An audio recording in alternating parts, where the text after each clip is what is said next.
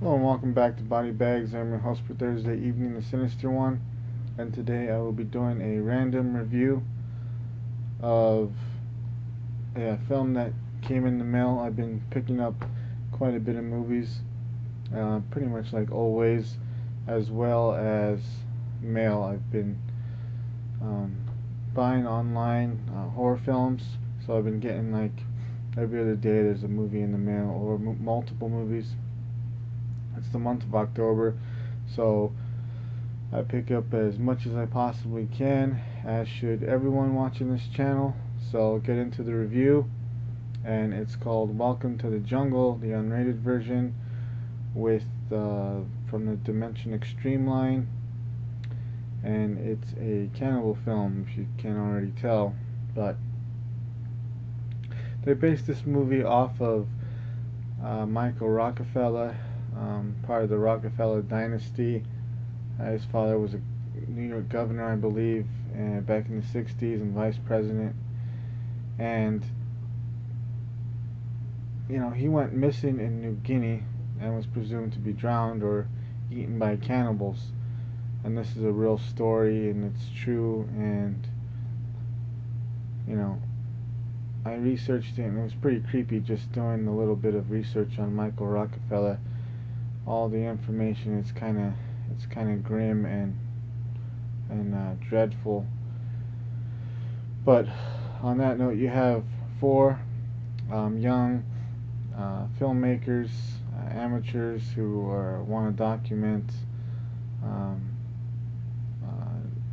an interview with Michael Rockefeller, who people have claimed to have seen him in New Guinea.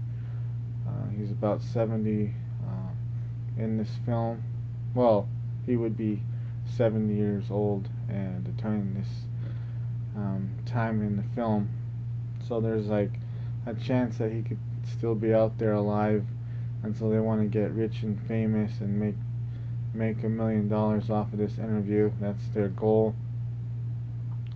So they travel to New Guinea, and it's a found footage film, so you have all the retardedness in the beginning, and then tensions soar, and you get the feel of the surroundings and the characters and the people they come in contact with in the interview, and then they become secluded and isolated, and things start to get very lonely, and just as they go deeper and deeper into the jungle, um,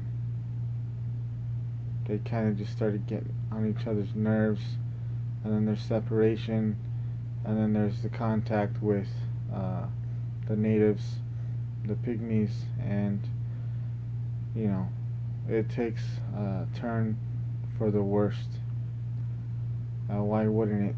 They're in cannibal territory. So also, I feel like this is kind of like a love letter to Cannibal Holocaust.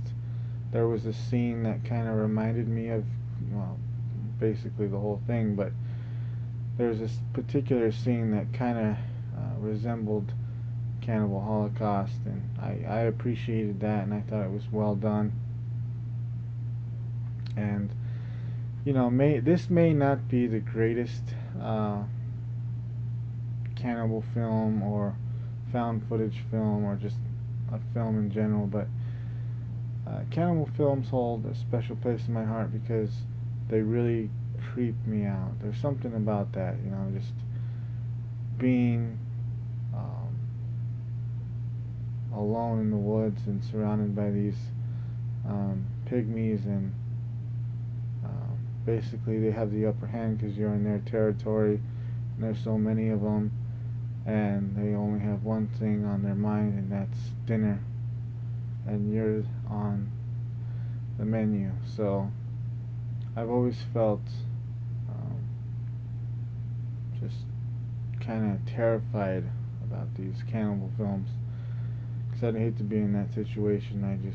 I wouldn't, you won't see me go wandering in the jungle like that. So And also to mention, the Green Inferno, which I thought it was pretty damn good as well. So if you haven't checked this one out and you like your cannibal films, I highly recommend to give it a watch. But um, don't expect too much from it. You're limited with characters, and mostly the film is just them on a journey to New Guinea into the jungle. So that kind of takes up the whole film. But it's got a good payoff in the end. So on that note, I'm signing out. Stay tuned for my review next week, and watch everyone else's reviews. And thanks for tuning in. We'll see you next time.